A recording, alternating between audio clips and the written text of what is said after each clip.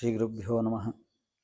ತಮ್ಮೊಂದೇ ನರಸಿಂಹತೀರ್ಥನಿಲಯಂ ಶ್ರೀವ್ಯಾಸರಾಟ್ ಪೂಜಿತಂ ಧ್ಯಾಯಂತಂ ಮನಸಾ ನರಸಿಂಹಚರಣಂ ಶ್ರೀಪಾದರಾಜಂ ಗುರು. ಜ್ಞಾನ ವೈರಾಗ್ಯ ಭಕ್ತ್ಯಾದಿ ಕಲ್ಯಾಣ ಗುಣಶಾಲಿನಃ ಲಕ್ಷ್ಮೀನಾರಾಯಣಮುನಿಯನ್ನು ಒಂದೇ ವಿದ್ಯಾಗುರುನ್ನವ. ಶ್ರೀಪಾದರಾಜ ಮಠ, ಶ್ರೀಪಾದರಾಜ ಮೂಲ ಬೃಂದಾವನ ಸನ್ನಿಧಾನ, ನರಸಿಂಹತೀರ್ಥ. ಇದೊಂದು ದೊಡ್ಡ ಕ್ಷೇತ್ರ, ವೈಷ್ಣವ ಕ್ಷೇತ್ರ. ಮುಳುಬಾಗಿಲು ವಿಜಯನಗರ ಸಾಮ್ರಾಜ್ಯಕ್ಕೆ ಎರಡನೇ ರಾಜಧಾನಿಯಾಗಿತ್ತು.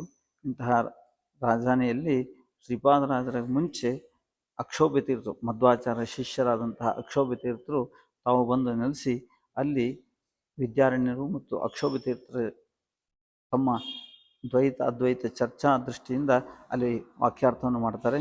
ಆ ವಾಕ್ಯಾರ್ಥದಲ್ಲಿ ಅವರು ತಮ್ಮ ಉಪಾಸ್ಯಮೂರ್ತಿ ನರಸಿಂಹದೇವರನ್ನು ಅಕ್ಷೋಭ್ಯತೀರ್ಥರು ಅಂಗಾರದಲ್ಲಿ ಬಂಡೆ ಮೇಲೆ ಬರೆದು ಅದನ್ನು ಪ್ರಾರ್ಥನೆ ಮಾಡ್ತಾರೆ. ತಾವು ಅಲ್ಲಿ ವಾಕ್ಯಾರ್ಥ ಮುಗಿಸಿ ಬರುವಾಗ ಭಗವಂತ ಒಡಮುಟ್ಟಿರ್ತಾನೆ. ಇಂತಹ ದೊಡ್ಡ ಕ್ಷೇತ್ರದಲ್ಲಿ ಶ್ರೀಪಾದರಾಜರು ತಾವು ಸಜೀವ ಬೃಂದಾವನ ಪ್ರವೇಶವನ್ನು 1502ರಲ್ಲಿ ಮಾಡಿರುವಂತಹ ಕ್ಷೇತ್ರ. ಇಲ್ಲಿ ತಮ್ಮ ಶಿಷ್ಯನಾದಂತಹ ವ್ಯಾಸರಾಜರು ಎರಡನೇ ಪ್ರಾಣದೇವರನ್ನು ಪ್ರತಿಷ್ಠೆ ಮಾಡಿದ್ದಾರೆ. ಮತ್ತು ಶ್ರೀಪಾದರಾಜರಿಗೆ ಸ್ವತಃ ನರಸಿಂಹತೀರ್ಥದ ಪುಷ್ಕರಣಿಯಲ್ಲಿ ಗಂಗೆ ಪ್ರತ್ಯಕ್ಷಳಾಗಿ ಅಲ್ಲಿ ಇವತ್ತಿಗೂ ಗಂಗಾ ಸನ್ನಿಧಾನವಿರುವಂತಹ ಒಂದು ದೊಡ್ಡ ಕ್ಷೇತ್ರ ಮತ್ತು ತಪೋಭೂಮಿ. ಶ್ರೀಪಾದರಾಜರು ತಾವು 10,000 ಜನ ವಿದ್ಯಾರ್ಥಿಗಳನ್ನು ಅಲ್ಲಿಟ್ಟು ಪೋಷಣೆ ಮಾಡಿದಂತಹ ದಿವ್ಯ ಕ್ಷೇತ್ರ. ಇಂತಹ ಕ್ಷೇತ್ರ ಶ್ರೀಪಾದರಾಜರ ಸನ್ನಿಧಾನ. ಸನಾತನ ವೈದಿಕ ಧರ್ಮದ ಅಮೂಲ್ಯ ಜ್ಞಾನದ ಮೂಲಕ ಆಸ್ತಿಕ ಸಮಾಜಕ್ಕೆ ಹೊಸ ಬೆಳಕು ನೀಡಿ ಮಧ್ವ ಸಿದ್ಧಾಂತದ ಕೀರ್ತಿಯನ್ನು ದೇಶದಾದ್ಯಂತ ಬೆಳಗಿದ ಯತಿಕುಲದ ಮೇರು ಶ್ರೀಪಾದರಾಜರು. ಏಕಕಾಲಕ್ಕೆ ಸಾವಿರಾರು ವಿದ್ಯಾರ್ಥಿಗಳಿಗೆ ಆಧ್ಯಾತ್ಮಿಕ ಶಿಕ್ಷಣ ನೀಡಿ ಸಮೃದ್ಧ ಸಮಾಜ ನಿರ್ಮಿಸಲು ಮುಂದಾದ ಇವರು ಹರಿದಾಸ ಸಾಹಿತ್ಯದ ಧವಳಗಂಗೆಯನ್ನು ಮನೆ ಮನೆಗೆ ಹರಿಸಿ ಜನಸಾಮಾನ್ಯರ ಉದ್ಧಾರಕ್ಕೆ ಶ್ರಮಿಸಿದ್ದಾರೆ. ಕೋಲಾರ ಜಿಲ್ಲೆಯ ಮುಳುಬಾಗಿಲು ಕ್ಷೇತ್ರದ ನರಸಿಂಹತೀರ್ಥದಲ್ಲಿ ಬೃಂದಾವನ ಪ್ರವೇಶಿಸಿ ಭಕ್ತಕೋಟಿಯ ಉದ್ಧಾರಕ್ಕಾಗಿ ಭಗವದ್ಧ್ಯಾನನಿರತರಾದ ಶ್ರೀಪಾದರಾಜರ ಬೃಂದಾವನ ನರಸಿಂಹತೀರ್ಥದಲ್ಲಿ ಇದೆ. ಇಂತಹ ಶ್ರೀಪಾದರಾಜರ ಈ ಆರಾಧನಾ ಸುಸಂದರ್ಭ ಇದೇ ತಿಂಗಳು ಜ್ಯೇಷ್ಠ ಮಾಸ ಶುಕ್ಲ ಪಕ್ಷ ತ್ರಯೋದಶಿ ಚತುರ್ದಶಿ ಪೌರ್ಣಿಮಾ 27, 28, 29 ವಿಶೇಷವಾಗಿ ವಿಜೃಂಭಣೆಯಿಂದ ಆಚರಿಸಲ್ಪಡ್ತಾ ಇದೆ. ಎಲ್ಲ ಭಗವದ್ಭಕ್ತರು ಈ ಒಂದು ಆರಾಧನಾ ಪರ್ವಕಾಲದಲ್ಲಿ ಗುರುಗಳ ದರ್ಶನವನ್ನು ಪಡೆದು ತೀರ್ಥ ಪ್ರಸಾದವನ್ನು ಪಡೆದು ಧನ್ಯರಾಗಬೇಕು. ಶ್ರೀಪಾದರಾಜರು ಭೂವೈಕಂಠವೆನಿಸಿದ ತಿರುಪತಿಗೆ ಮೂಡಲ ಬಾಗಿಲಾದಂಥ ಮುಳುಬಾಗಿಲು ಕ್ಷೇತ್ರದಲ್ಲಿ ತಾವು ನೆಲೆಸಿ ಭಕ್ತರಿಗೆ ಭಗವಂತನ ದರ್ಶನಕ್ಕೆ ಅನುವು ಮಾಡಿಕೊಟ್ಟಂತಹ ಮಹಾನುಭಾವರು. ತಮ್ಮ ಕಾಲದಲ್ಲಿ ಹರಿದಾಸ ಸಾಹಿತ್ಯವನ್ನು ವಿಶೇಷವಾಗಿ ಬೆಳೆಸಿದಂತಹ ಮಹಾನುಭಾವರು. ಇವರ ಕಾಲದಲ್ಲಿ ಕನ್ನಡ ಸಾಹಿತ್ಯವನ್ನು ಅಭಿವೃದ್ಧಿಗೊಳಿಸಿ ಪೂಜಾ ಕಾಲದಲ್ಲಿ ತಾವೇ ಸ್ವತಃ ರಂಗವಿಠಲನ ಅಂಕಿತದಿಂದ ದೇವರ ನಾಮಗಳನ್ನು ರಚನೆ ಮಾಡಿ ಭಗವಂತನಿಗೆ ಅರ್ಪಣೆ ಮಾಡಿದಂತಹ ಮಹಾನುಭಾವರು.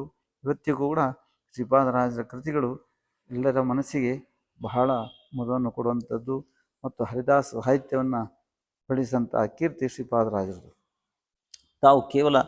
ತಾವು ನಡೆಸಿದ್ದಷ್ಟೇ ಅಲ್ಲದೆ ತಮ್ಮ ಪರಂಪರೆಯನ್ನು ಬೆಳೆಸಿದಂಥ ಮಹಾನುಭಾವರು. ಈ ಹರಿದಾಸ ಸಾಹಿತ್ಯವನ್ನು ತಮ್ಮ ಶಿಷ್ಯರಾದಂತಹ ವ್ಯಾಸರಾಜರು, ಪುರಂದರದಾಸರು, ಕನಕದಾಸರು ಹೀಗೆ ದಾಸ ಪರಂಪರೆಯನ್ನೇ ಬೆಳೆಸಿ ಅದ್ಯಾಪಿ ಈ ಒಂದು ಸಾಹಿತ್ಯ ಪ್ರತಿಯೊಬ್ಬರು ಮನೆ ಮನೆಗೆ ಮುಟ್ಟುವಂತೆ ಮಾಡಿದಂತಹ ಕೀರ್ತಿ ಶ್ರೀಪಾದರಾಜರಿಗೆ ಸಲ್ಲಿಸುತ್ತದೆ. ಶ್ರೀಪಾದರಾಜರ ಕಾಲದಲ್ಲಿ ಸುಮಾರು 10,000 ಜನ ವಿದ್ಯಾರ್ಥಿಗಳನ್ನು ತಾವು ಪೋಷಣೆ ಮಾಡಿ ತಾವು ಆ ವಿದ್ಯಾಪೀಠಕ್ಕೆ ಕುಲಪತಿಗಳಾಗಿದ್ದಂಥವರು. ಕೇವಲ 10,000 ಜನ ವಿದ್ಯಾರ್ಥಿಗಳ ಜೊತೆಗೆ 1,000 ಜನ ಸನ್ಯಾಸಿ ಶಿಷ್ಯರಿದ್ದರು. ಪ್ರಮುಖರಾದಂತಹ ವ್ಯಾಸರಾಜರಿಗೆ ವಿಶೇಷವಾಗಿ ತಾವು ತಮ್ಮ ಪಾಂಡಿತ್ಯವನ್ನೆಲ್ಲ ತಾರೆ ಎರೆದು ಅವರನ್ನು ಮಧ್ವ ಸಮಾಜಕ್ಕೆ ದೊಡ್ಡ ಕೊಡುಗೆಯಾಗಿ ನೀಡಿದಂಥ ಮಹಾನುಭಾವರು. ವ್ಯಾಸರಾಜರು ಮಾಡಿದಂತಹ ಕೃತಿಗಳು ನ್ಯಾಯಾಮೃತ, ಚಂದ್ರಿಕಾ, ತರ್ಕತಾಂಡವ ಇಂತಹ ಕೃತಿಗಳನ್ನು ರಚನೆ ಮಾಡಬೇಕಾದ್ರೆ ತಾವು ಶ್ರೀಪಾದರಾಜರಲ್ಲಿ ಪಡೆದಂತಹ ವಿದ್ಯೆ ಪೂರ್ಣವಾದಂಥದ್ದು. ಇಂತಹ ವಿದ್ಯೆಯನ್ನು ಪಡೆಯಲಿಕ್ಕೆ ಶ್ರೀಪಾದರಾಜರು ಅವರಿಗೆ ಈ ಒಂದು ವಿದ್ಯೆಯನ್ನು ವಿಶೇಷವಾಗಿ ಕೊಟ್ಟು ಈ ಒಂದು ಸಮಾಜದ ನಮ್ಮ ಮಧ್ವ ಸಮಾಜದ ಹಿರಿಮೆಯನ್ನು ಬೆಳೆಸಿದಂಥ ಮಹಾನುಭಾವರು. ಕೇವಲ ದಾಸ ಸಾಹಿತ್ಯ ಅಷ್ಟೇ ಅಲ್ಲದೆ ವ್ಯಾಸ ಸಾಹಿತ್ಯವನ್ನು ಬೆಳೆಸಿದಂತಹ ಕೀರ್ತಿ ಶ್ರೀಪಾದರಿಗೆ ಸಲ್ಲಿಸುತ್ತದೆ. ಪದ್ಮ ಶ್ರೀ ಆನಂದ ತೀರ್ಥ ಭಗವತ್ಪಾದಾಚಾರ್ಯರು ಪರಂಪರೆ ಅಂದರೆ ಮಧ್ವಾಚಾರ್ಯ ಪರಂಪರೆಯಲ್ಲಿ ಪ್ರಥಮ ಶಿಷ್ಯರಾಗಿ ಪಡೆದಂಥವರು ಪದ್ಮನಾಭ ತೀರ್ಥರು. ಪದ್ಮನಾಭ ತೀರ್ಥರ ಪರಂಪರೆಯಲ್ಲಿ ಬೆಳೆದಂತಹ ಮಠ ಶ್ರೀಪಾದರಾಜರ ಕಾಲದಲ್ಲಿ ವಿಶೇಷವಾಗಿ ಅದರ ಪ್ರಖ್ಯಾತಿ ಪಡೆದರಿಂದ ಶ್ರೀಪಾದರಾಜ ಮಠ ಅಂತ ಪ್ರಸಿದ್ಧಿ ಆಯಿತು. ಪದ್ಮನಾಭ ತೀರ್ಥರು ಆಚಾರ್ಯರ ಕೃತಿಗಳಲ್ಲಿ ಭಾಷ್ಯಕ್ಕೆ ಪ್ರಾಚೀನ ಟೀಕಾಕಾರರಾಗಿ ಹೆಸರನ್ನು ಪಡೆದಂಥವರು. ಮಧ್ವಾಚಾರ್ಯರಲ್ಲಿ ವಿಶೇಷವಾಗಿ ಅವರು ಪಾಠ ಪ್ರವಚನವನ್ನು ಕೇಳಿ ತಾವು ಈ ಒಂದು ಸಂನ್ಯಾಯ ರತ್ನಾವಳಿಯನ್ನು ಗ್ರಂಥಗಳ ಮುಖಾಂತರ ಅವರ ಸಿದ್ಧಾಂತವನ್ನು ಸ್ಥಾಪಿಸಿದಂಥ ಮಹಾನುಭಾವರು.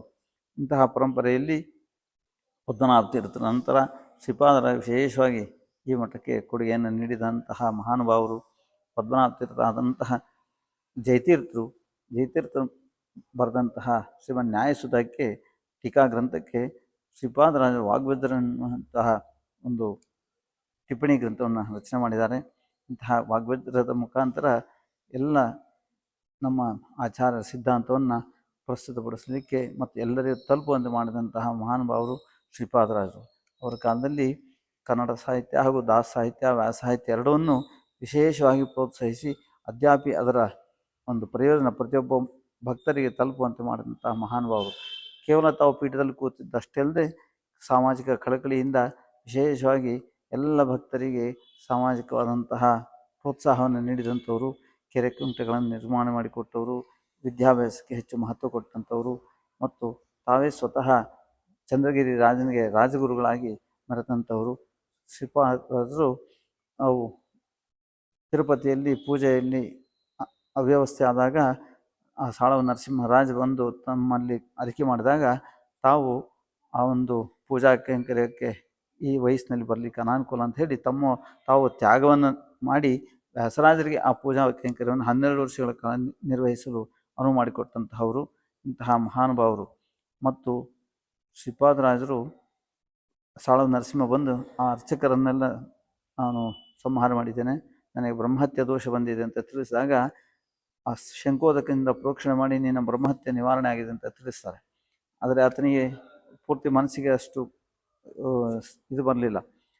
ಹೇಗೆ ಬರೀ ಶಂಕೋದಕದಿಂದ ಪ್ರೋಕ್ಷಣೆ ಮಾಡಿದಾಗ ಬ್ರಹ್ಮಹತ್ಯೆ ನಿವಾರಣೆ ತಂದಾಗ ಗೇರು ಬಟ್ಟೆಯನ್ನು ತರಿಸಿ ಅದನ್ನು ಒಂದು ಬಿಳಿ ಬಟ್ಟೆಯನ್ನು ಗೇರು ಎಣ್ಣೆಯಲ್ಲಿ ಅದ್ದಿ ಅದಕ್ಕೆ ಶಂಕೋದಕ ಪ್ರೋಕ್ಷಣೆ ಮಾಡ್ತಾರೆ. ಅದರಿಂದ ಶುದ್ಧವಾದ ಬಿಳಿ ವಸ್ತ್ರ ಮತ್ತೆ ಬರ್ತದೆ. ಇಂತಹ ವಸ್ತ್ರ ಬಂದ ಹಾಗೆ ನಿನ್ನ ಬ್ರಹ್ಮಹತ್ಯೆ ಪರಿಹಾರ ಆಗಿದೆ ಅಂತ ತಿಳಿಸಿದ ಮಹಾನುಭಾವರು ಅದನ್ನು ಅವನು ತುಂಬ ಸಂತೋಷದಿಂದ ಸ್ವೀಕಾರ ಮಾಡ್ತಾನೆ. ಇಂತಹ ಬ್ರಹ್ಮಹತ್ಯಾದಿಗಳನ್ನು ನಿವಾರಣೆ ಮಾಡುವಂಥ ಶಕ್ತಿ ಪಡೆದಂತಹ ಮಹಾನುಭಾವರು ಶ್ರೀಪಾದರಾಜರು. ವಿಶೇಷವಾಗಿ ರಂಗವಿಠಲನ ಗೋಪಿನಾಥ ದೇವರನ್ನ ಪೂಜಾ ಮಾಡಿದಂತಹವರು ಮತ್ತು ತಾವೇ ಸ್ವತಃ ಹಯಗ್ರೀವ ದೇವರನ್ನ 1 ಕೋಟಿ ಹಯಗ್ರೀವ ಮಂತ್ರ ಜಪ ಮಾಡಿ ಅದನ್ನು ತಾವೇ ಎರಕ ಮಾಡಿ ಪೂಜೆ ಮಾಡಿದಂತಹವರು. ದಿಗ್ವಿಜಯ ರಂಗವಿಠಲ ದೇವರನ್ನು ಪೂಜೆ ಮಾಡಿದ್ದಾರೆ. ತಾವು ಚಂದ್ರಭಾಗ ಅಂದರೆ ಇವತ್ತಿನ ಪಂಢರಪುರದಲ್ಲಿ ಸಂಚಾರತ್ವೇನು ಹೋದಾಗ ಅವರಿಗೆ ಚಂದ್ರಭಾಗ ಸ್ನಾನ ಮಾಡುವಾಗ ಸ್ವಪ್ನದಲ್ಲಿ ಸೂಚಿತವಾದಂತೆ 2 ಸಂಪುಟ ದೊರೆಯಿತು. ಅದರಲ್ಲಿ ಶ್ರೀ ರುಕ್ಮಿಣಿ ಸತ್ಯಭಾಮ ಸಮೇತ ರಂಗವಿಠಲ ದೇವರು ಇದನ್ನು ತಾವು ಅರ್ಚನೆ ಮಾಡಿ ಬಂದರು.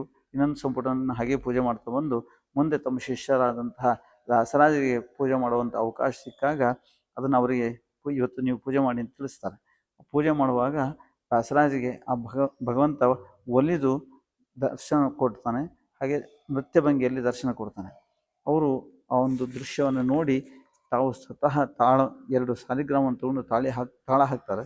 ಇದನ್ನು ಶಿಷ್ಯರು ಬಂದು ವ್ಯಾಸರಾಜರಿಗೆ ಬುದ್ಧಿ ಭ್ರಮಣೆ ಆಗಿದೆ, ಸಾಲಿಗ್ರಾಮ ಕೊಡ್ತಾ ಇದ್ದಾರೆ ಅಂತ ಹೇಳಿ ತಿಳಿಸ್ತಾರೆ. ಆಗ ಶ್ರೀಪಾದರಾಜ ಮಹಾನುಭಾವರು ಅವ್ರಿಗೆ ಗೊತ್ತಿದೆ. ತಾವು ಬಂದು ದರ್ಶನ ಮಾಡೋಕ್ಕೆ ಬಂದು ನಿಂತಾಗ ದೇವರು ಅದೇ ಭಂಗಿಯಲ್ಲಿ ಅವರಿಗೂ ದರ್ಶನ ಕೊಡ್ತಾನೆ.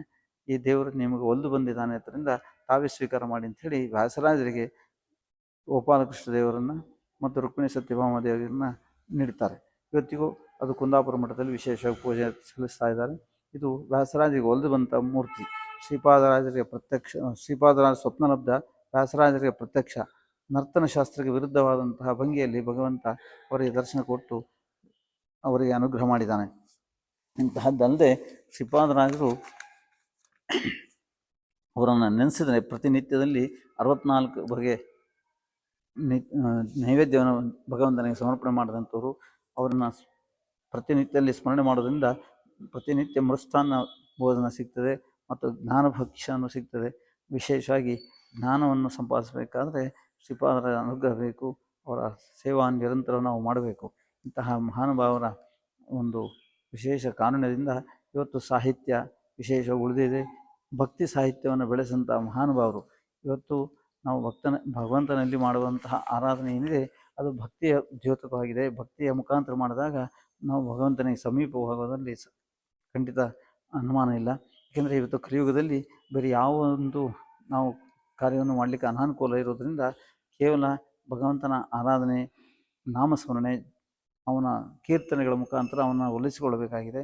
ಅದು ಕೇವಲ ಈ ಒಂದು ಕಲಿಯುಗದಲ್ಲಿ ಅತಿ ಸಮೀಪವಾಗಿ ನಮಗೆ ಭಗವಂತನ ಸೇರಬೇಕಂದ್ರೆ ಈ ಒಂದು ಹರಿದಾಸ ಸಾಹಿತ್ಯದ ಮುಖಾಂತರ, ಭಕ್ತಿ ಮಾರ್ಗದ ಮುಖಾಂತರ ಸಾಧ್ಯ ಅಂತ ಹೇಳಿ ತಿಳಿಸುವ ಒಂದು ದೊಡ್ಡ ಮಹತ್ ಕಾರ್ಯವನ್ನು ಮಾಡಿದಂತಹ ಶ್ರೀಪಾದರಾಜರ ಅನುಗ್ರಹ ನಮಗೆಲ್ಲರಿಗೂ ದೊರಕಲಿ. ಇಂತಹ ಸಂದರ್ಭದಲ್ಲಿ ತಾವೆಲ್ಲರೂ ಶ್ರೀಪಾದರ ದರ್ಶನ ಮಾಡಿ ಅವರ ಪ್ರಸಾದವನ್ನು ಸ್ವೀಕಾರ ಮಾಡಲಿ ಅಂತ ಹೇಳಿ ತಿಳಿಸ ನಾನು ಅನುಸ್ಮರಣೆ ಮಾಡ್ತೇನೆ.